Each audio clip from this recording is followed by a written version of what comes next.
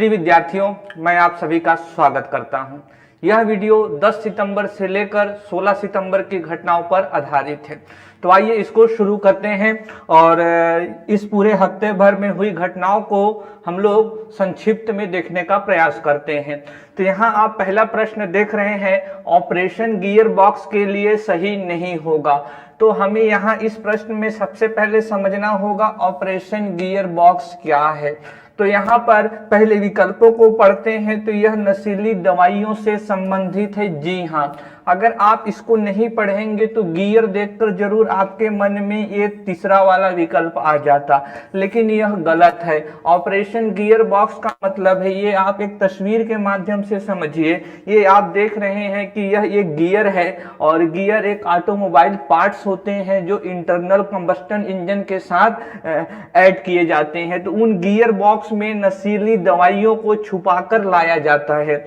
और ये जो नशीली दवाई ये कौन है, तो यह हेरोइन है। यह हेरोइन है और हेरोइन का प्रोडक्शन ओपियम से होता है। ओपियम यानी कि अफीम से होता है। तो इसको आपको समझना चाहिए कि जो कंसाइनमेंट आता है ड्रग्स के, वह इस गियर बॉक्स में छुपाकर आ रहे हैं हेरोइन के। तो इसी को पकड़ने के लिए, इसी को डिटेक्ट करने के लिए राजस्व खुफिया विभाग ने ऑपरेशन गियर बॉक्स की शुरुआत की है। ये आप यहाँ देख रहे हैं। तो देखिए, यह तो पहला सही होगा कि यह नशीली दवाइयों से संबंधित है। दूसरा है, यह राजस्व खुफिया द्वारा संचालित है। जी हाँ, यहाँ कौन सा डिपार्टमेंट इन्वॉल्व है सरकार का, तो राजस्व खुफिया विभाग, डिपार्टमेंट ऑफ रिवेन्यू इंटेलिजेंस यहाँ इन्वॉल्व है। तो यहाँ देखेंगे तो ये तीसरा वाला गलत है, क्योंकि ऑपरेशन गियर बॉक्स का दूर दूर तक संबंध ऑटोमोबाइल से नहीं है। अगर आप देखेंगे तो यहाँ चौथा विकल्प कह रहा है विकल्प 1 और 2 सही है। हाँ, तो विकल्प 1 और 2 सही है, तो ये भी सही होगा। और हमसे पूछा गया था सही नहीं है, तो यानी इसका सही उत्तर होगा विकल्प तीसरा। आगे बढ़ते हैं और दूसरे प्रश्न को देख लेते हैं। उससे पहले अगर आपको यह अच्छे से नहीं नजर आ रहा होगा तो पीडीएफ में आपको नजर आएगा, यह हमारा भारतवर्ष आपको दिख रहा होगा। भारतवर्ष के नॉर्थ वेस्टर्न पार्ट में ये आपको गोल्डन क्रेसेंट दिख रहा होगा। गोल्डन क्रेसेंट का मतलब क्या होता है साथियों? गोल्डन का मतलब होता है यहाँ पर सोना और क्रेसेंट का मतलब होता है अर्धचांद। तो जो चांद ऐसा होता है उसको क्रेसेंट कहा जाता है। और यह जो चांद है यह मुस्लिम धर्म के लिए अत्यंत महत्वपूर्ण रखता है।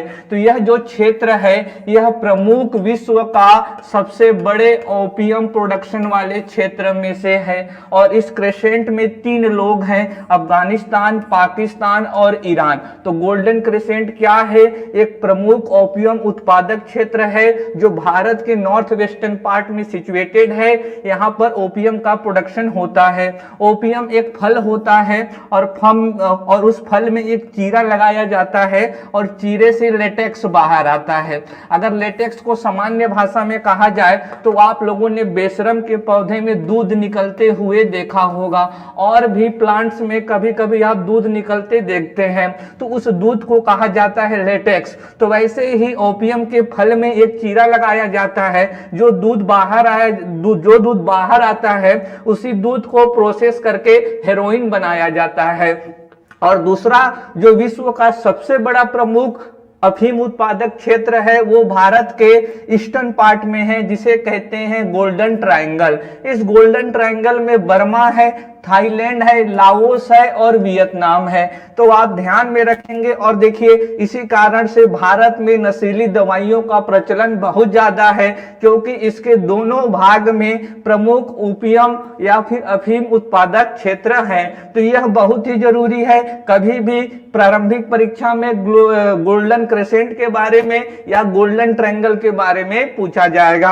आगे बढ़ते हैं और ये प्रश्न देखते हैं क्या है। प्रधानमंत्री फसल बीमा योजना के संदर्भ में निम्नलिखित कथनों पर विचार कीजिए। आइए करते हैं। पहला कथन है, इस योजना के तहत किसानों को वर्ष के किसी भी मौसम में खेती की जाने वाली किसी भी फसल के लिए 2% का एक समान प्रीमियम का भुगतान करना होगा। गलत है।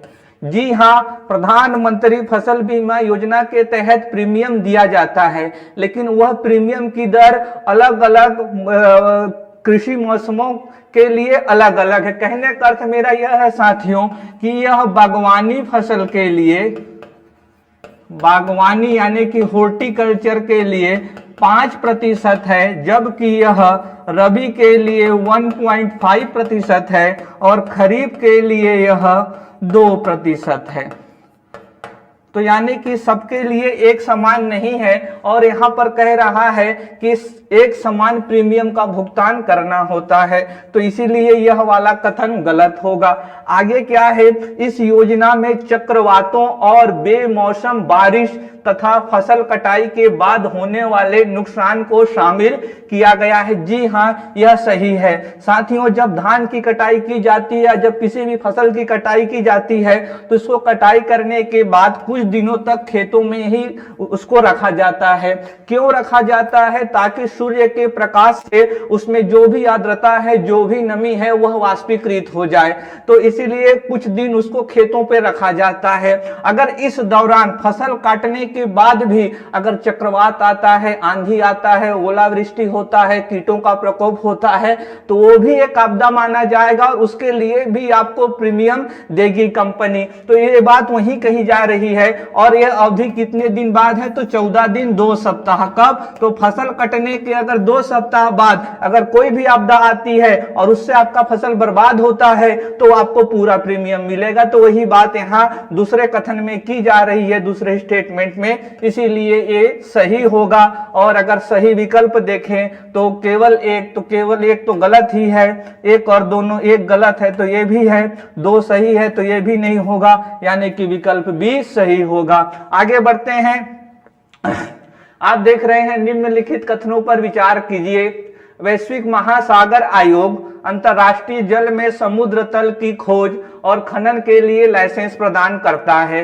यह पूर्णतः गलत है और इसलिए गलत है क्योंकि यह जो वैश्विक महासागर आयोग है, दरअसल यह समुद्री क्षरण के लिए काम करता है, डिग्रेडेशन ऑफ ओशन के लिए काम करता है, न कि यह लाइसेंस प्रदान करता है। लाइसेंस प्रदान करने के लिए अथॉरिटी होना बहुत जरूरी है और अगर विश्व में अथॉरिटी अगर प्रोवाइड कराने का काम करता है तो वह यूनाइटेड नेशन है।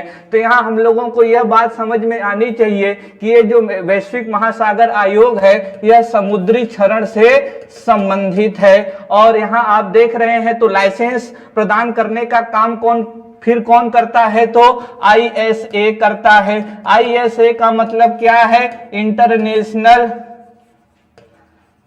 सीबेड अथॉरिटी है।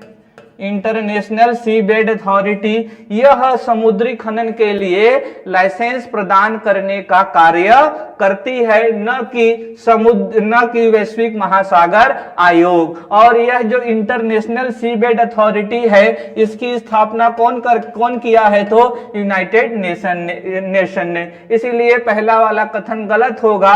भारत को अंतरराष्ट्रीय जल में समुद्र तल खनिज अन्वेषण के लिए लाइसेंस प्राप्त हुआ है। जी हां, अभी इंटरनेशनल सीबेड अथॉरिटी से भारत को समुद्र में हाइड्रोथर्मल सल्फाइड और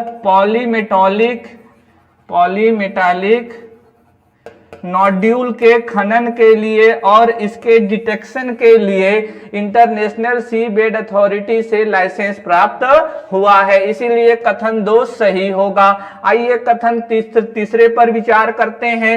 दुर्लभ मृदा खनिज अंतर्राष्ट्रीय समुद्र जल तल पर मौजूद है। जी हाँ, बहुत सारे ऐसे खनिज हैं जो इस स्थल पर नहीं पाए जाते, वे खनिज हम लोगों को समुद्र तल में मिल जाते हैं। तो यहाँ पर देखोगे तो कथन 2 और 3 सही है, तो इसीलिए इसका सही विकल्प होगा बी, यानी केवल 2 और 3 सही है। आइए आगे बढ़ते हैं मित्रों, और ये आप देख रहे हैं उथला जल खनन के लिए विचार कीजिए। समुद्र में 200 मीटर तक की गहराई में किए जाने वाले खनन। जी हाँ, देखिए सी माइनिंग 2 टाइप्स के होते हैं।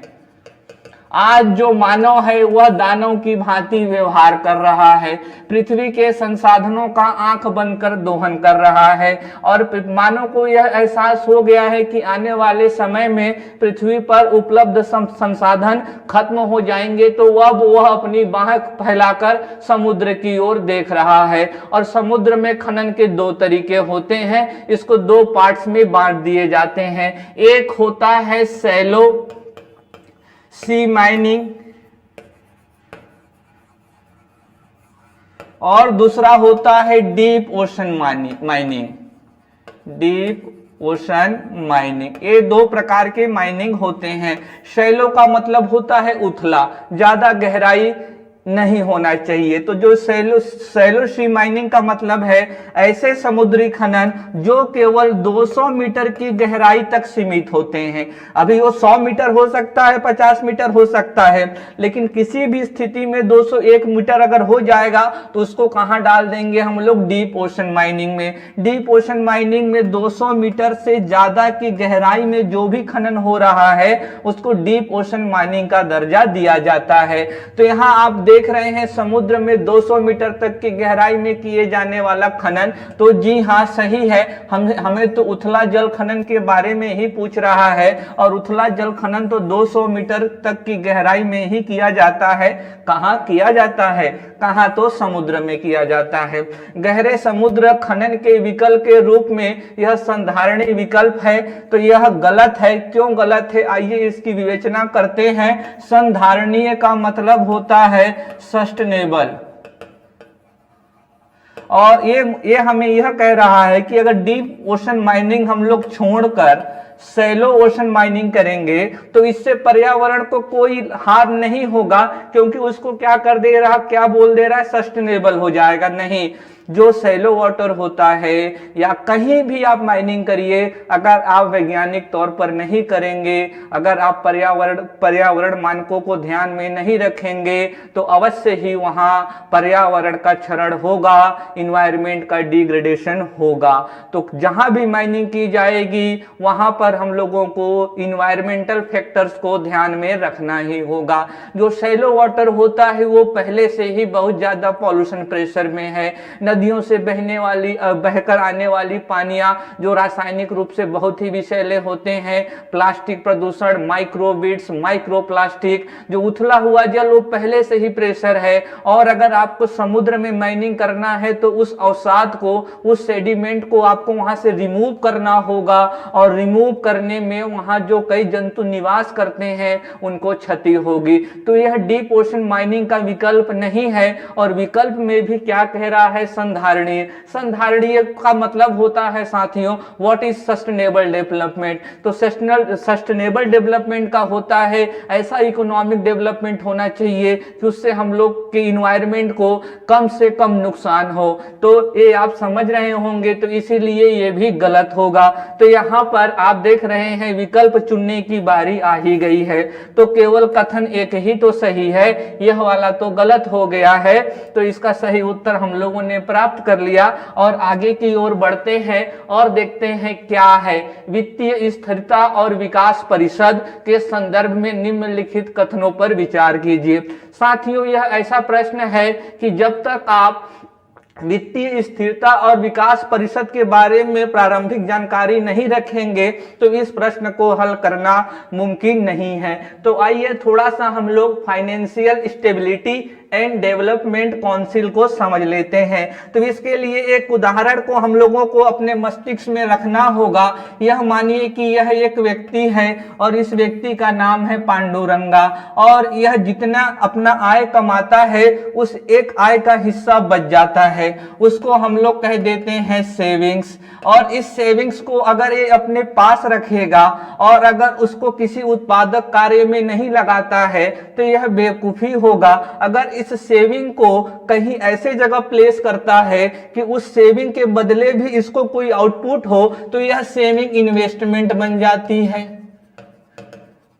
यह सेविंग क्या बन जाएगी, क्या इन्वेस्टमेंट। अभी देखिए एक व्यक्ति और है, देखिए पांडुरंगा यहाँ खुश है, लेकिन एक दूसरा व्यक्ति है जिसको बिजनेस शुरू करना है लेकिन इसके पास पैसे नहीं है, तो वह पैसा इसको इसी पांडुरंगा के जरिए मिलेगी। तो इन दोनों को जो पास लाने वाले होते हैं, बिचौलिए जो होते हैं, जो इंटरमीडिएरीज रहते हैं, उनको फाइनेंशियल इंस्टीट्यूशन कहा जाता है। तो फाइनेंशियल इंस्टीट्यूशन क्या है, एक बिचौलिया है, किसके किसके बीच में, निवेशकर्ता के बीच में और उधार लेने वाले के बीच में। और इस फाइनेंशियल मार्केट में क्या क्या आते हैं, बैंक्स आएगा, इसमें म्यूचुअल फंड्स आएंगे, LIC है, ये सारे काम यही करते हैं कि जिसके पास पैसे ज्यादा होते हैं कहते हैं आप हमको दो, हम आपको इसके बदले कुछ प्रॉफिट देंगे और उस पैसे को ले जाकर इसको दे देंगे, बोलेंगे भाई हम तुमको पैसा दे रहे हैं, इतने दिनों बाद हमें तुम कुछ अतिरिक्त पैसे के साथ उसको लौटा दोगे। तो देखिए इसको भी फायदा हुआ, इसने भी बीच में कुछ कमा लिया और इसको अपने सेविंग्स का भी फायदा मिल गया। तो वित्तीय बाजार साथियों यही कहलाता है। आगे जाके अर्थशास्त्र में इस फाइनेंशियल मार्केट को दो पार्ट में डिवाइड कर दिया जाता है, एक मनी मार्केट और कैपिटल मार्केट। तो इस भारत में इसी फाइनेंशियल सिचुएशन को मॉनिटर करने के लिए,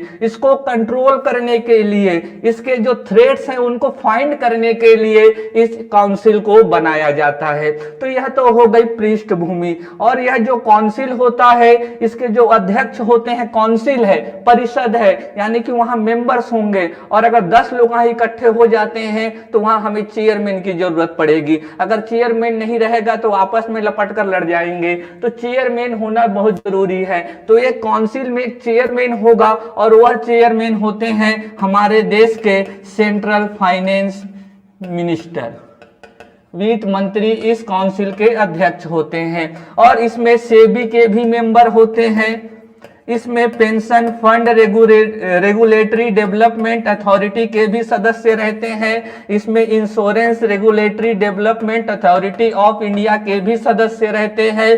तो इसमें बहुत सारे सदस्य रहते हैं, लेकिन हम लोगों को मोटा मोटा यह ध्यान रखना है कि ये जो फाइनेंस मिनिस्टर होते हैं इस परिषद के चेयरमैन होते हैं, और इसका काम क्या है, इसी पूरे सिस्टम को ऑर्गेनाइज करना, जो भी यहाँ थ्रेट्स आ रहे हैं उनसे बचना। जैसे कि अभी ये जो बैंक्स हैं, बैंक्स में अगर साइबर वॉल नहीं होगा तो ये आसानी से किसी भी साइबर अटैक का शिकार हो सकते हैं, तो पूरी हमारी फाइनेंशियल मार्केट ठप हो सकती है। तो बैंक्स को वो इंफॉर्मेशन देगा कि आप साइबर अटैक से जुड़ी अपनी पॉलिसी को इनहेंस करिए, उसको और मजबूत बनाइए, तो इस तरीके से यह काम करेगा। तो आइए हल करते हैं, यह नीति आयोग का अंग है क्या? बिल्कुल नहीं है, इसका नीति आयोग से संबंध ही नहीं है, बल्कि जब इसकी बैठक होगी तो यह परिषद के अध्यक्ष वित्त मंत्री जी कहेंगे, नीति आयोग के अध्यक्ष तो प्रधानमंत्री होते हैं, प्रधानमंत्री को तो बोल नहीं सकते, लेकिन सुमन बेरी जी को और परमेश्वरम अय्यर जी को बुला सकते हैं बैठक के लिए, लेकिन यह नीति आयोग का अंग नहीं है। संघ का वित्त मंत्री इसका प्रमुख होता है। अभी हम लोगों ने सीखा, यह अर्थव्यवस्था के समिष्ट सविवेक पर्यवेक्षण का अनुवीक्षण करता है, तो इसका मतलब वही है, इस फाइनेंशियल मार्केट का वह अनुवीक्षण और पर्यवेक्षण करता है। तो कथन 3 सही होगा, तो इसीलिए इसका विकल्प केवल 2 और 3 सही होगा। आगे बढ़ते हैं और समझने का प्रयास करते हैं। ओजोन के संदर्भ में विचार करिए। मॉन्ट्रियल प्रोटोकॉल के हस्ताक्षर के उपलक्ष्य में विश्व ओजोन दिवस प्रत्येक वर्ष 16 सितंबर को मनाया जाता है। जी हाँ, 16 सितंबर को मनाया जाता है। 16 सितंबर को क्यों मनाया जाता है साथियों? क्योंकि 1987 में मॉन्ट्रियल प्रोटोकॉल हुआ था, वह 16 सितंबर को ही हुआ था। ये मॉन्ट्रियल है कहाँ, ये भी तो हम लोगों को जान ही लेना चाहिए। तो इसके लिए हम लोगों को अंध महासागर, अटलांटिक महासागर के तट पर स्थित कनाडा जाना पड़ेगा, और यह कनाडा में स्थित है क्या? मॉन्ट्रियल। तो साथियों हुआ क्या था कि 1985 में, अच्छा इसके लिए थोड़ा सा हम लोगों को अपने एटमॉस्फेयर के स्ट्रक्चर को समझना पड़ेगा। अगर यह हमारा अर्थ है और तो यह उसका क्रस्ट हो जाएगा, तो इसके तो एटमॉस्फेयर के सबसे लोअर जो फेस होता है उसको ट्रोपोस्फियर कहा जाता है, और उसके बाद वाले को कहा जाता है क्या, तो स्ट्रेटोस्फियर, समताप मंडल, समताप मंडल। और इस समताप मंडल में होता है ओजोन, ओजोन यानी कि O3। अब जो यह ओजोन है, सूर्य से आने वाली जो किरण होती है उसमें अल्ट्रावायलेट रेज होते हैं, जो जिनकी वेवलेंथ कम होती है और एनर्जी बहुत ही ज्यादा होती है। अगर वह पृथ्वी तक आ जाएगी तो जीव जंतुओं को बहुत ज्यादा हानि पहुंचा सकती है। तो उसको रोकने का काम कौन करता है, ओजोन करता है। 1985 में पता चला कि ये ओजोन में छेद हो चुका है। अगर ओजोन में छेद हो चुका था तो अल्ट्रावायलेट रेज सीधे अर्थ तक आती और इससे जीव जंतुओं का अस्तित्व खतरे में था। तो इसीलिए यह प्रोटोकॉल किया गया था कि इस ओजोन को बचाया जाए, इस ओजोन को जो छिद्र को भरने में और उसको बड़ा होने न दिया जाए। तो इसीलिए यह प्रोटोकॉल हुआ था और उसी के याद में यह ओजोन दिवस मनाया जाता है। पृथ्वी पर पाए जाने वाले कुल ओजोन का 10% हिस्सा क्षोभ मंडल में पाया जाता है, जो प्रकृति जन्य है। तो देखो साथियों, स्ट्रेटोस्फियर में ओजोन होता है, ट्रोपोस्फियर में भी ओजोन होता है, लेकिन अगर पृथ्वी पर जितना भी ओजोन है उसका 10% हिस्सा यहाँ है और 90% हिस्सा यहाँ है। इस वाले को कहते हैं गुड ओजोन, क्योंकि यह हमारी अल्ट्रावायलेट से रक्षा करता है। और इसको हम लोग कहते हैं बेड ओजोन। बेड ओजोन इसीलिए कहते हैं क्योंकि अगर यह हमारे रक्त में प्रवेश कर जाता है, क्योंकि यह तो बहुत ऊपर में है, 12 किलोमीटर की ऊंचाई में, तो वहां अगर हम लोग सांस लेंगे तो वहां की वायु थोड़ी आएगी, यह तो नीचे वाले वायु हमारे अंदर जाएगी ना। अगर यह ओजोन नीचे है, अगर हम लोग सांस लेंगे तो हमारे शरीर में प्रवेश करेगा और हमें हानि पहुंचाता है, इसीलिए इसे बेड ओजोन कहते हैं। लेकिन यह आया कैसे वायुमंडल में, यह कहां से आ गया वायुमंडल में? वायुमंडल में यह आता है कैसे, तो हम लोग अपने गाड़ियों के जरिए, लकड़ी के जलावन में, विद्युत के उत्पादन में CH4, CO2, NO, nitrogen oxide, ये सब क्या करते हैं, उत्सर्जित करते हैं। और इन सब में जब सनलाइट टकराता है और सनलाइट के टकराने से ओजोन बनता है, इसीलिए ओजोन को सेकेंडरी पॉल्यूटेंट कहा जाता है, क्योंकि यह डायरेक्टली मानो नहीं करता, ये एटमॉस्फेयर में फॉर्म्ड होता है। तो ध्यान रखेंगे साथियों, यहाँ अभी उतना समय मेरे पास नहीं है कि यह जो ओजोन है उसमें छिद्र क्यों हुआ, किसने किया, कौन है करने वाला, और ओजोन यहाँ बनता कैसे है, और अगर कोई छिद्र कर रहा है, चलो उसका नाम बता ही देते हैं। तो कौन कर रहा था, तो CFC कर रहा था, क्लोरोफ्लोरोकार्बन। यह हमारे AC से, रेफ्रिजरेटर से निकलता है, जाकर यह ओजोन को छिद्र कर रहा था। तो इस प्रोटोकॉल में इस CFC को रिप्लेस कर दिया गया HFC से। तो इसको आप ध्यान में रखेंगे। तो यहाँ पर लिखा है कि क्षोभ मंडल में पाए जाने वाला जो ओजोन है प्रकृति जन्य है, तो गलत है, यह मानव जनित भी है, प्रकृति जनित भी है। क्योंकि CO2 तो देखिए, अभी जो क्षोभ मंडल है, जो क्षोभ मंडल है उसमें CO2, CH4 और ये रहते हैं। जब सूर्य की रोशनी आती है ओजोन फॉर्म होता है, तो ये CO2 कैसे आते हैं भाई? ये CO2 दोनों तरीके से आ सकते हैं। जब बैक्टीरिया बायोटिक मटेरियल को डिकम्पोज करते हैं तो उस दौरान भी तो CO2 निकलता है। यह तो मानव नहीं कर रहा, यह तो प्रकृति है। कभी ज्वालामुखी होती है, घटना होती है, वहां से भी CO2 निकलता है। यह मानव किया क्या? नहीं, प्रकृति किया। अब जब प्रकृति कर रहा है तो मानव कहां पीछे रहेगा? धूर्त है ना। तो जब गाड़ी चलती है तब CO2 निकलता है, जब हम लोग थर्मल पावर प्लांट से, कोल से, तब CO2 निकलता है। अब ये जब CO2 चला जाएगा और जब इसमें अल्ट्रावायलेट रेस पड़ेगी तो यह ओजोन में कन्वर्ट होता है। तो इसके तो कारण दोनों हो गए ना, एंथ्रोपोजेनिक भी और नेचुरल भी। तो इसीलिए यहाँ केवल प्रकृति जन्य नहीं होगा, मानव जनित भी होगा। इसीलिए विकल्प 2 गलत है। क्षोभ मंडल में बेड ओजोन पाया जाता है, अभी हम लोगों ने यहां पर देखा, यानी कि विकल्प 1 और 3 सही होना चाहिए। तो ये आप देख रहे हैं। आगे बढ़ते हैं। विश्व कुश्ती चैंपियनशिप में 2 मेडल जीतने वाले पहले भारतीय हैं। जी हां, विनेश फोगाट, दंगल। दंगल में महावीर सिंह जी को आप जान रहे हैं, जिनकी भूमिका महान अभिनेता आमिर खान जी ने निभाया है। तो उन्हीं के परिवार से ये संबंधित है। कौन है? विनेश फोगाट जी। और इन्होंने अभी सर्बिया की राजधानी बेलग्रेड में जीता है इन्होंने। और तो ये बेलग्रेड में जीते हैं। इनके प्रतिद्वंदी कौन थे और उनको इन्होंने हराया है, वो भी उसको भी आप लोगों को देखना चाहिए। तो ये विनेश फोगाट जी को ध्यान रखेंगे, आने वाले प्रारंभिक परीक्षा के लिए अत्यंत महत्वपूर्ण जान पड़ता है मुझे। खेल से संबंधित प्रश्न पूछे जाते हैं, खेल मानव जीवन का अहम हिस्सा होता है। नौसेना अभ्यास काकाडू के लिए सही होगा। तो ये जो काकाडू सैन्य अभ्यास है, यह एक बहुपक्षीय सैन्य अभ्यास है। बहुपक्षीय सैन्य अभ्यास का मतलब है इसमें कई देश हिस्सा लेते हैं। कितने देश हैं ये भी तो जान ही लीजिए। तो कितने देश हैं? 14 देश हैं। तो यह कथन सही है। भारत में इस सैन्य अभ्यास में हिस्सा लेता है। हाँ, भारत लेगा ही लेगा। क्यों लेगा? क्योंकि यह सैन्य अभ्यास ऑस्ट्रेलिया में आयोजित किया जाता है। भारत और ऑस्ट्रेलिया के बीच में संबंध अत्यंत ही मधुर हैं। थोड़ी सी अभी कड़वाहट आई है रूस यूक्रेन युद्ध को लेकर, क्योंकि ऑस्ट्रेलिया खुले तौर पर रूस का प्रतिरोध हर मंच पे करता है और भारत ने अभी तक एक बार भी रसिया का खुले तौर पर विरोध नहीं किया है। ऑस्ट्रेलिया एक लोकतांत्रिक देश है, भारत भी एक लोकतांत्रिक देश है।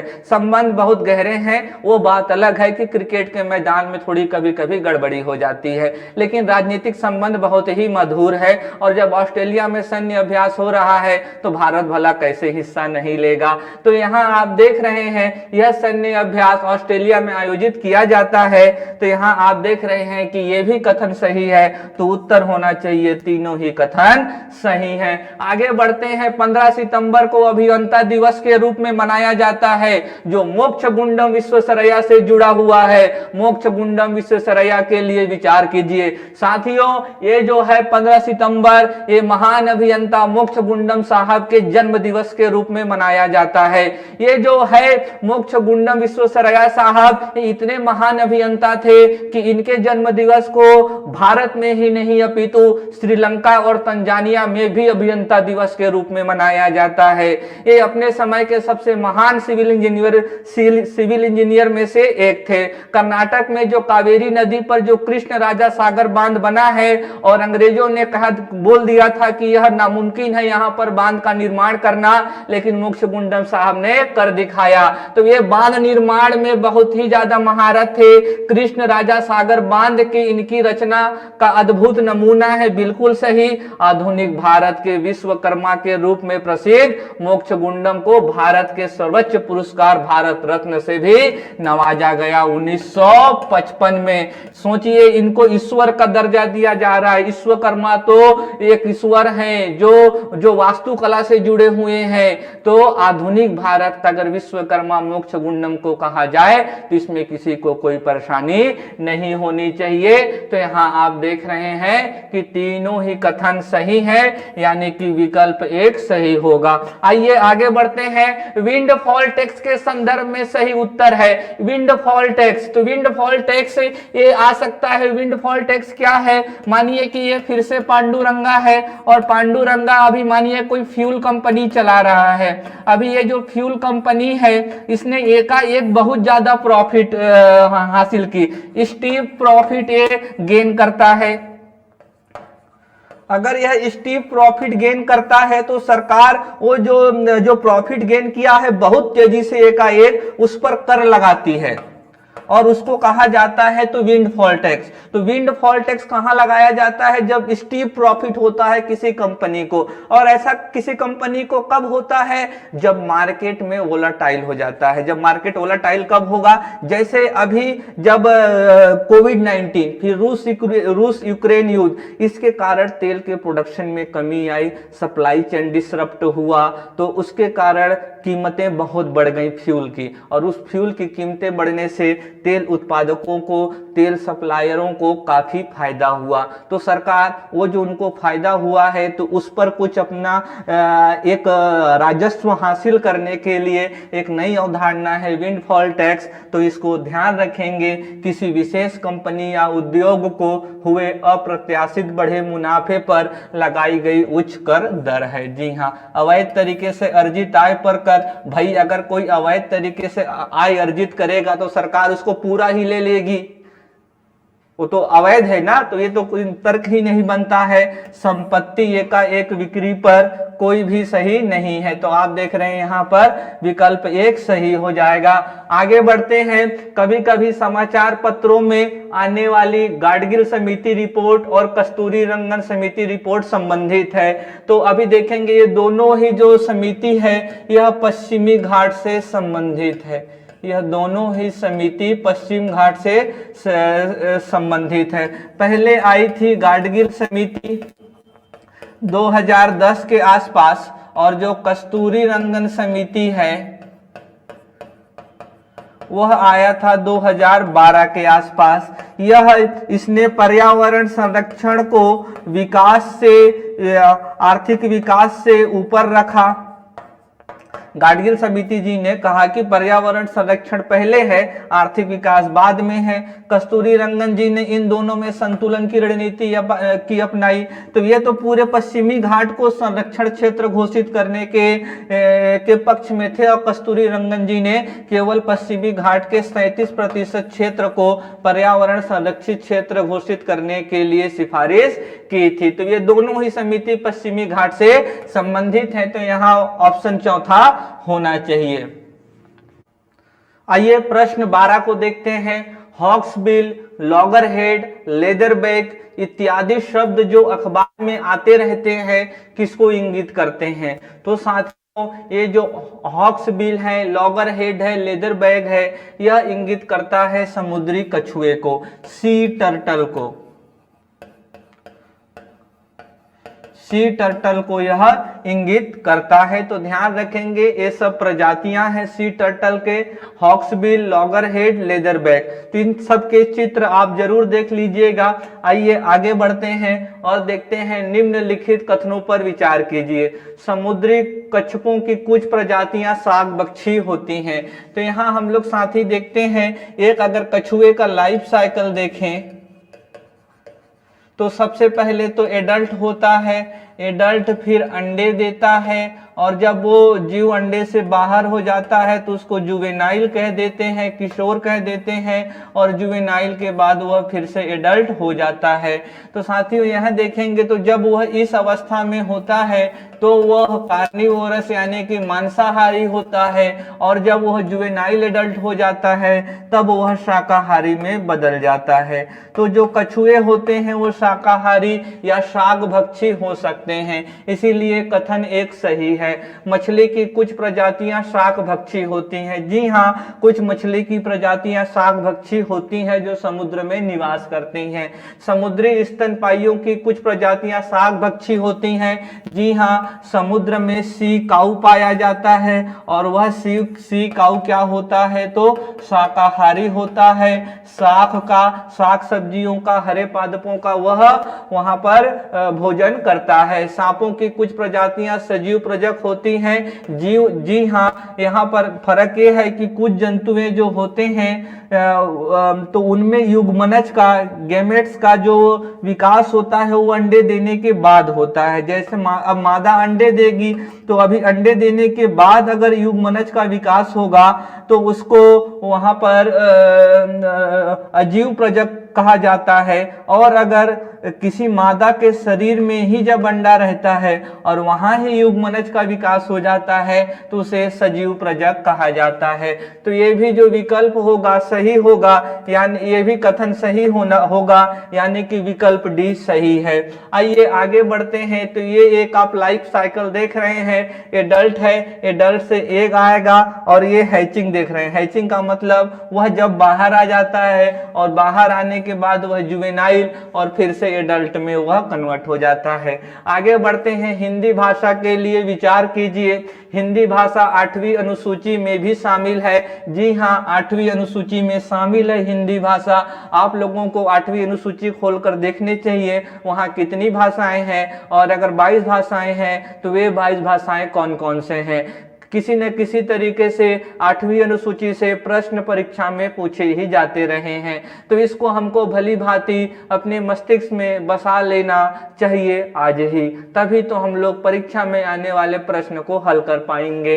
हिंदी शास्त्रीय भाषा है, गलत, हिंदी शास्त्रीय भाषा नहीं है। आगे बढ़ते हैं, संस्कृत शास्त्रीय भाषा है। अनुच्छेद 351 हिंदी भाषा का प्रचार एवं उत्थान से संबंधित है। जी हाँ, अनुच्छेद 351 जो है वो हिंदी भाषा के प्रचार और प्रसार से संबंधित है। जो हिंदी भाषा है वह देवनागरी लिपि में लिखी जाती है। देवनागरी लिपि में यह लिखी जाती है जो हिंदी भाषा है। और ये जो हिंदी भाषा में आप ध्यान में रखेंगे इतने सारे तथ्य, तो ये जो है पहला सही है, यानी कि कथन 1 और 3 सही होगा, तो विकल्प 2 उत्तर आएगा। आगे बढ़ते हैं, वास्तविक नियंत्रण रेखा के संदर्भ में विचार कीजिए। तो एलएसी का मध्य क्षेत्र सबसे कम विवादित, जबकि पश्चिमी क्षेत्र दोनों पक्षों के मध्य सबसे अधिक विवादित है। तो अगर आप भारत और चीन का अगर मैप देखेंगे तो आपको समझ में आएगा कि यह जो पश्चिमी क्षेत्र है यह सर्वाधिक विवादित है। यहीं पर तो यक्साई चीन है, यहीं पर तो आप देखेंगे डेप्सांग है, गोगरा हॉट स्प्रिंग है, पेंगोंग झील है, यहीं पर डैम चौक है। तो यह हिस्सा सर्वाधिक विवादित है। मध्य वाला क्षेत्र सबसे कम विवादित है, और कुछ विवाद यहाँ भी चल रहे हैं जो मैकमोहन लाइन कहलाता है। मैकमोहन मत कह देना, मोहन प्यारे के यहाँ कोई लेना देना नहीं है, वह मैकमोहन है। तो इसीलिए पहला कथन सही होना चाहिए, क्योंकि यहीं पर तनातनी अभी मची हुई है। गैलवान वैली घटना भी यही हुई थी, तो वर्तमान में सबसे विवाद वाला क्षेत्र यही है। एलएसी की लंबाई 3488 किलोमीटर है। जी हाँ, चीन से लेकर चीन और भारत के बीच की सीमा की लंबाई 3428 किलोमीटर है। इसमें अगर इसको 3 भागों में बांटा जाता है, एक तो वेस्टर्न, सेंट्रल और ईस्टर्न। इसमें वेस्टर्न वाला पार्ट सबसे बड़ा है और यह सबसे अधिक विवादित है। तो कथन 1 और 2 सही है, यानी कि यहाँ देख रहे हैं तो विकल्प 1 सही होगा, गलत दोनों विकल्प सही है, यानी कि जो विकल्प 2 सही है। आगे बढ़ते हैं, वर्ष 2023 में G20 की मेजबानी कौन सा देश करेगा? तो साथियों यहाँ पर वर्ष 2023 में करेगा तो भारत करेगा। यहाँ श्रीलंका भी टाइप हो गया है, तो इसको माफ करिएगा। तो 2023 में कौन करेगा? भारत करेगा। अभी जो 2021 में इसकी अध्यक्षता इटली ने किया था, 2022 में इंडोनेशिया कर रहा है मित्रों, और वर्ष 2023 में यहाँ पर भारत करेगा, इंडिया करेगा इंडोनेशिया के बाद, और भारत के बाद यह जाएगा ब्राजील। तो ये भी आप ध्यान में रखेंगे। G20 है वह एक केवल मंच है, वह कोई एक संस्था नहीं है, इसीलिए G20 का कोई सचिवालय नहीं है। और G20 के जो मुख्य फोकस रहता है वह विश्व आर्थिक व्यवस्था पर रहता है। क्यों? क्योंकि G20 में विश्व के जो सबसे बड़ी अर्थव्यवस्थाएं हैं वो इस देश की सूची, वह इस समूह की सूची में शामिल होते हैं। तो विश्व की सबसे बड़ी जो अर्थव्यवस्थाएं हैं जो 20 ऊपर के हैं वह इस समूह के सदस्य हैं, और इनका मुख्य फोकस होता है आर्थिक विकास पर, आर्थिक संकट पर, आर्थिक मंदी पर। तो इन जैसे विषयों पर ध्यान देता है। तो 2023 में अध्यक्षता मेजबानी कौन करेगा? तो भारत करेगा। ट्रोइका का संबंध किस क्षेत्र से है? तो ये हमको बताना है कि ट्रोइका क्या है। तो ट्रोइका के बारे में जान लेते हैं। जो ट्रोइका है ये एक रशियन वर्ड है, और यह एक रशियन वर्ड है, और यह 3 एलिमेंट को या 3 यूनिट को रिप्रेजेंट करता है। तो 3 यूनिट क्या क्या है तो इसको भी जान लेना चाहिए। तो देखिए साथियों, इसका जो इस्तेमाल G20 के लिए किया जाता है, तो इसका कैसे किया जाता है? तो जैसे मानिए कि वर्तमान में जो मेजबानी कर रहा है G20 का, और इससे पूर्व जिसने किया था, और आगामी जो होगा, तो अगर अभी वर्तमान में में देखें तो 2000 यहाँ अभी 2022 चल रहा है, तो 2022 ये हो जाएगा 2021, तो 2023 हो जाएगा। तो अभी वर्तमान में इसकी अध्यक्षता कौन कर रहा है, तो इंडोनेशिया कर रहा है। 21 में किसने किया था, तो इटली ने किया था। 23 में कौन करेगा, भारत करेगा। तो इसके कितने सदस्य हो गए, तो ये 3 हो गए। तो इनको अभी ट्रोइका कहा जाता है। लेकिन 2023 के बाद स्थिति बदल जाएगी, क्योंकि 2023 में इसकी अध्यक्षता भारत के पास आ जाएगा और 24 में इसका स्थान, और 24 में बैठक कहाँ होगी, तो ब्राजील में। तो 2023 से ट्रोइका ए हो जाएंगे।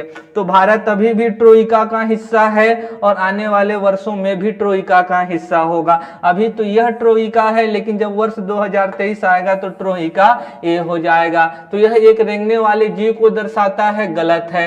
यह G20 से संबंधित है। जी हाँ, G20 के वर्तमान अध्यक्ष को और उसके पूर्व और आने वाले को ट्रोइका कहा जाता है। यह एक प्रकार का मालवेयर है, गलत है। यह एक गंभीर बीमारी है, यह भी गलत है। आगे बढ़ते हैं, निम्नलिखित में से किस एक समूह के चारों देश G20 के सदस्य हैं। तो देखिए, अर्जेंटीना, मेक्सिको, दक्षिण अफ्रीका और तुर्की। तो यह समझ में नहीं आ रहा, हम लोगों को ऑड को फाइंड करना पड़ेगा। यहाँ पर हम लोगों को यहाँ पर एलिमिनेशन मेथड को लगाना पड़ेगा।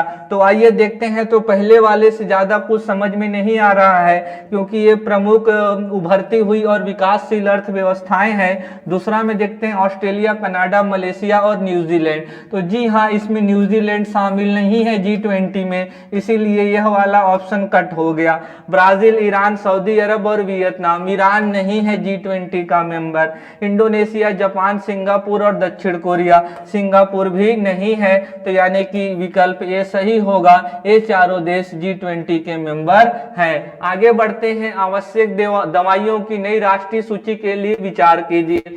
विश्व स्वास्थ्य संगठन के अनुसार आवश्यक दवाइयां वह होती हैं जो प्राथमिक देखभाल के लिए आवश्यक है।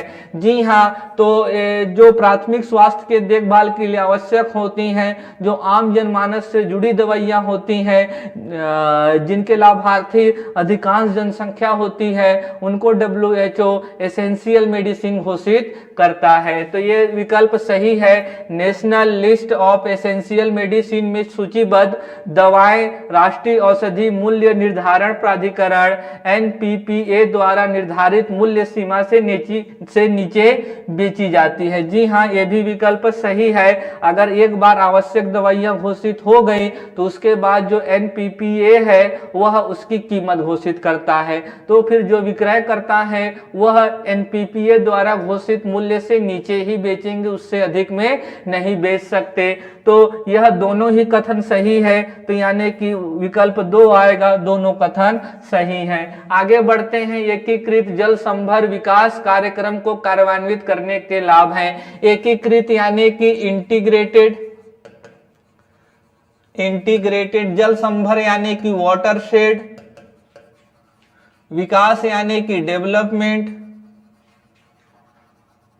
और कार्यक्रम यानी कि प्रोग्राम। यानी कि यहां देखेंगे तो IWDP क्या है, इसको मैं साधारण शब्दों में बताऊं मेरे मित्रों, तो ये मानिए कोई नदी है और नदी के आसपास सबसे पहले यहाँ पर प्लांटेशन किया जाता है, वृक्षारोपण किया जाता है। जो नदी घाटी है, नदी घाटी में सबसे पहले वृक्षारोपण किया जाता है। जब यहाँ पादपों का विकास हो जाएगा तो यहाँ जंतुएं अपने आप आ जाएंगी। वृक्षारोपण होगा तो जो भूमि की जल अवशोषण क्षमता भी बढ़ेगी, यानी कि भूमिगत जल रिचार्ज भी होगा। तो ये जो इंटीग्रेटेड वाटरशेड डेवलपमेंट प्रोग्राम है, इसका उद्देश्य है नदी के आसपास क्षेत्रों में जैव विविधता को समृद्ध करना। और अगर किसी भी क्षेत्र में पारिस्थितिकी तंत्र को अगर पुनर्बहाल करना है तो इसके लिए सबसे पहले हम लोगों को पादपों का विकास करना होता है। तो इसीलिए सबसे पहले यहाँ वृक्षारोपण किया जाएगा। वृक्षारोपण के होने से भूमिगत जल स्तर में अपने आप वृद्धि होने लगेगी, जंतुओं का आवागमन होने लगेगा और धीरे धीरे वहां की जो बायोडायवर्सिटी है वो रिच होती जाएगी।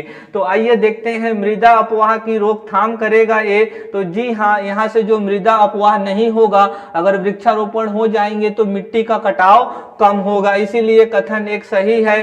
देश की 12 मासी नदियों को मौसमी नदियों से जोड़ना यह तो गलत है। नदी जोड़ो जाड़ो से इसका कोई भी रिलेशन नहीं है। वर्षा जल संग्रहण तथा भौम जल स्तर का पुनर्भरण, अभी हम लोगों ने देखा यहाँ पर रेन वाटर हार्वेस्टिंग है। अगर वह जो रेन वाटर आ रही है, अगर भूमिगत जल बन रही है, अगर हम लोगों ने यहाँ कोई टैंक बनाया है छोटे छोटे, तो वो वाटर जो रेन वाटर है उसका हम लोगों ने स्टोरेज किया ना।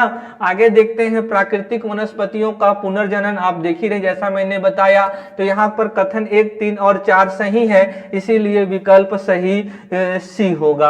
आगे बढ़ते हैं। वुड डिस्पैच के संबंध में निम्नलिखित कथनों में से कौन से सही हैं? जो यहाँ वुड्स है, वुड्स का मतलब है चार्ल्स वुड। चार्ल्स वुड एक जो ब्रिटिश पार्लियामेंट के मेंबर थे और इन्होंने एक मसौदा बनाकर भारत भेजा और उस मसौदा का जो संबंध था वह शिक्षा से था और उसमें शिक्षा को लेकर महत्वपूर्ण सुझाव थे। एक तो ये है कि बम्बई, कलकत्ता, मद्रास, बम्बई, कलकत्ता, मद्रास इत्यादि जगहों पर यूनिवर्सिटी खोला जाए, विश्वविद्यालय खोला जाए, इनका मानना था। और जो मसौदा भेजे तो उसमें लिखा हुआ था। दूसरी बात था कि हर प्रांत में एक शिक्षा विभाग का गठन किया जाए, हर प्रांत में एक शिक्षा विभाग का गठन किया जाए। साथ में इन्होंने बोला जो निजी विद्यालय हैं उनको अनुदान दिया जाए, उनको सब्सिडी दिया जाए। साथ में इन्होंने बोला कि हर जगह पर कम से कम एक सरकारी जो विद्यालय है उसको तो ओपन ही कर लीजिए। साथ में इन्होंने कहा कि जो प्राथमिक शिक्षा है उसमें तो मातृभाषा को बढ़ावा देना ही चाहिए। तो यहाँ देख रहे हैं अनुदान सहायता प्रणाली की शुरुआत की। जी हाँ, निजी विद्यालयों को इन्होंने अनुदान देने की बात कही थी, इस मसौदे में यह लिखा हुआ था। विश्वविद्यालयों की स्थापना की अनुशंसा की। जी हाँ, बंबई में, मद्रास में और कलकत्ता में शिक्षा के सभी स्तरों पर शिक्षा के माध्यम के रूप में अंग्रेजी भाषा की अनुशंसा की। गलत है। हालांकि इस मसौदा में अंग्रेजी भाषा को अपनाने पर जोर दिया गया था, लेकिन इसमें यह भी लिखा हुआ था कि प्राइमरी लेवल पर, प्राथमिक स्तर पर यहाँ पर हिंदी भाषा को बढ़ावा देना चाहिए। तो इसीलिए कथन 3 गलत हो जाएगा और यहाँ पर विकल्प 1 और 2 सही होगा। आगे बढ़ते हैं और देखते हैं भौगोलिक संकेतक के संदर्भ में जीआई टैग क्या है। जीआई टैग एक किसी विशेष वस्तु को दिया जाता है, किसी विशेष वस्तु को, और इस विशेष वस्तु की 2 विशेषता होती है कि इसमें तो कुछ विशेष विशेषता ही होगी। यहाँ विशेष ज्यादा हो रहा है, जैसे अगर आम होगा तो इसमें मीठा ज्यादा होगा, या फिर इसमें जो पल्प होगा, जो गुदा होता है वह ज्यादा होगा। तो कुछ वस्तु में विशेष विशेषता होती है जो उसी समान अन्य वस्तुओं में नहीं होती। दूसरा बात है उसका कुछ विशेष स्थान होता है, या तो मैं ये कहूं कि उसी विशेष स्थान के कारण उस वस्तु में विशेष विशेषता पाई जाती है और उस वस्तु को भौगोलिक संकेतक प्रदान किया जाता है। इसका वैधानिक आधार क्या है? तो ये है भौगोलिक सूचक पंजीकरण और संरक्षण अधिनियम 2000। तो recognition of goods registration and conservation act 2000। तो ध्यान रखेंगे जो जीआई टैग प्रदान किया जाता है वह वस्तुओं का भौगोलिक सूचक अधिनियम 2000 के तहत प्रदान किया जाता है। तो वह इसका वैधानिक आधार है। कथन 1 बिल्कुल सही कह रहा है। गलत, यहाँ 2000 नहीं है, 1999 है, 1999 है। तो यह गलत है, 2000 नहीं है।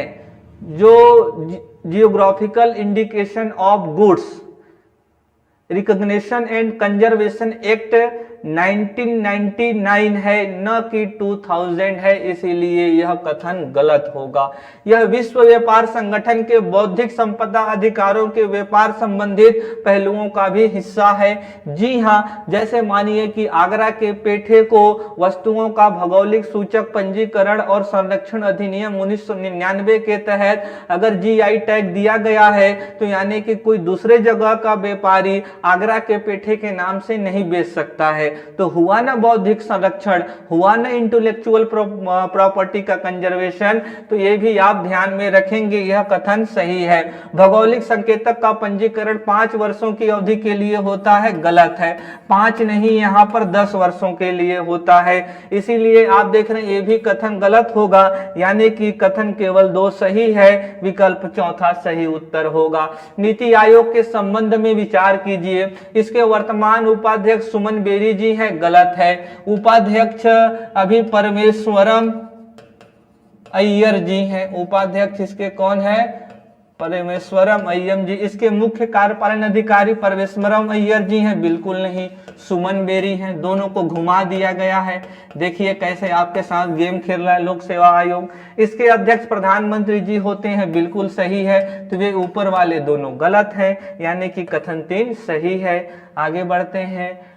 थोक मूल्य सूचकांक एवं उपभोक्ता मूल्य सूचकांक के संदर्भ में विचार कीजिए। सीपीआई में केवल वस्तु शामिल होते हैं, जबकि डब्ल्यूपीआई में वस्तु एवं सेवाएं दोनों शामिल होती हैं, गलत है। सीपीआई में वस्तु के साथ सेवा शामिल होती है और डब्ल्यूपीआई में केवल और केवल वस्तु शामिल होती है, सेवा नहीं होती। अगर यहाँ डब्ल्यूपीआई होता और यहाँ सीपीआई होता तो यह कथन सही हो जाता, लेकिन दोनों बदल दिए गए हैं, तो यह सही नहीं होगा। सीपीआई में वस्तु के साथ सेवा होता है और डब्ल्यूपीआई में केवल वस्तु होते हैं। सीपीआई में सबसे अधिक हिस्सेदारी खाद्य वस्तुओं की होती है, जबकि डब्ल्यूपीआई में विनिर्मित वस्तुओं की। डब्ल्यूपीआई का मतलब है होलसेल प्राइस इंडेक्स और सीपीआई का मतलब है कंज्यूमर प्राइस इंडेक्स। ये जो खुदरा स्तर पर और यह थोक स्तर पर महंगाई का मापन करता है। तो जी हाँ, सीपीआई में खाद्य वस्तुओं की हिस्सेदारी ज्यादा होती है, 54% के आसपास, और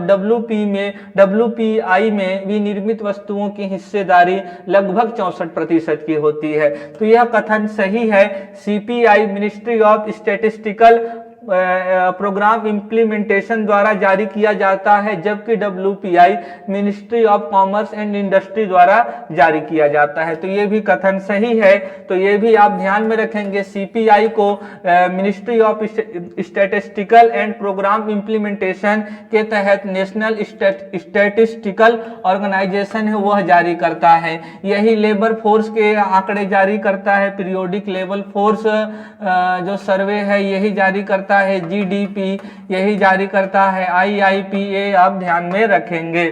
तो ये दोनों जो कथन 2 और 3 सही है, तो इसीलिए यहाँ पर विकल्प दूसरा होगा। आगे बढ़ते हैं। 8 प्रमुख उद्योग क्षेत्र के बारे में सही होगा। इनमें औद्योगिक उत्पादन सूचकांक आईआईपी में शामिल मदों के भार का 40.27% शामिल है। जी हाँ, जो आईआईपी होता है जिसको कौन जारी करता है, तो एनएसओ जारी करता है और एनएसओ एमओएसपीआई के तहत कार्य करता है। आईआईपी का मतलब है index of industrial production, index of industrial production, और इसका जो 40% हिस्सा होता है वह कोर उद्योग से संबंधित है। 8 उद्योग कौन कौन से हैं, तो यहाँ पर आप देख रहे होंगे, तो रिफाइनरी है, बिजली है, स्टील है, कोयला है, कच्चा तेल है, प्राकृतिक गैस है, सीमेंट है, उर्वरक है।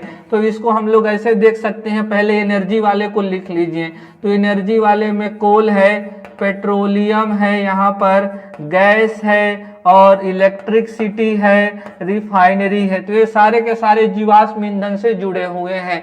तो ये 3 5 हो गए, 1 2 3 4 5। अगर हम लोगों को 8 कोर उद्योग को पता करना है, याद रखना है, तो एक तरफ तो आप जीवाश्म ईंधन वालों को रख दीजिए, कोल हो गया, पेट्रोल, गैस, इलेक्ट्रिसिटी और रिफाइनरी। एक तरफ आप रखिए जो ऑड वाले हैं, जैसे कि फर्टिलाइजर्स हो गया, और क्या हुआ तो आपका सीमेंट हो गया, क्या हो गया, सीमेंट, और तीसरा क्या हो गया तो स्टील।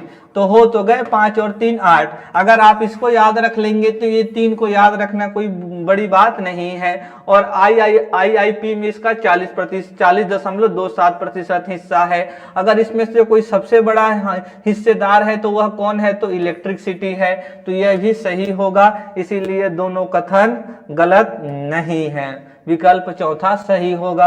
आगे बढ़ते हैं, निम्नलिखित में से कौन पिछले 5 वर्षों में विश्व में चावल का सबसे बड़ा निर्यातक रहा है? तो जी हाँ, भारत रहा है। विश्व में निर्यात होने वाले चावल का 40% हिस्सा भारत से जाता है। जैव ईंधन पर भारत की राष्ट्रीय नीति के अनुसार जैव ईंधन के उत्पादन के लिए निम्नलिखित में से किसका उपयोग कच्चे माल के रूप में किया जा सकता है?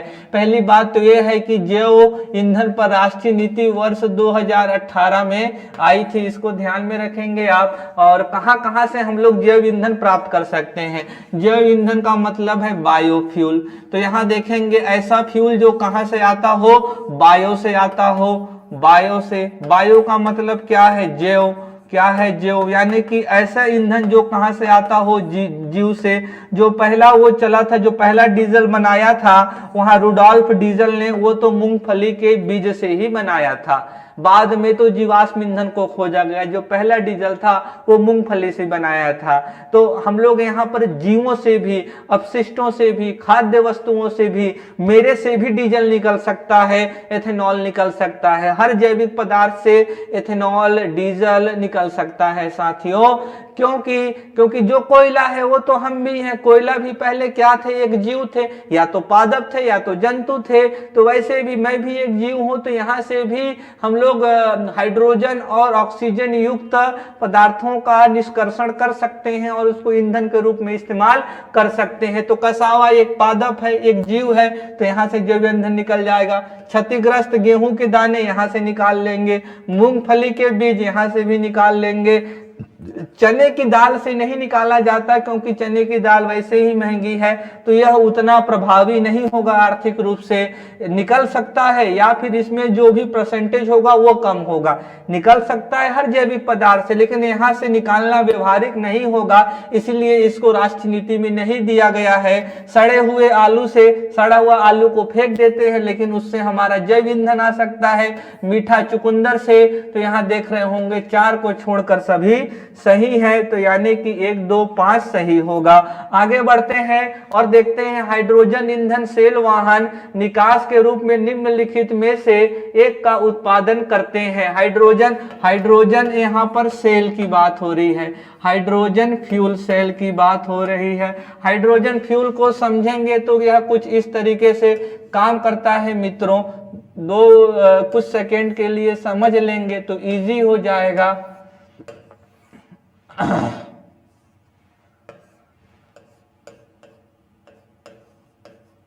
तो देखिए, हाइड्रोजन फ्यूल सेल में फ्यूल के रूप में हाइड्रोजन का इस्तेमाल करते हैं H2O का। यह होता है एनोड और यह होता है कैथोड, और बीच में होता है इलेक्ट्रोलाइट। यहाँ हम लोग हाइड्रोजन डालते हैं। इस हाइड्रोजन को, यह जो एनोड होता है प्लेटिनम से बना होता है, और यह प्रोटॉन और इलेक्ट्रॉन को अलग कर देता है। और ये जो इलेक्ट्रोलाइट की विशेषता यह होती है कि अपने में से केवल प्रोटॉन को जाने देता है, इलेक्ट्रॉन को नहीं जाने देता।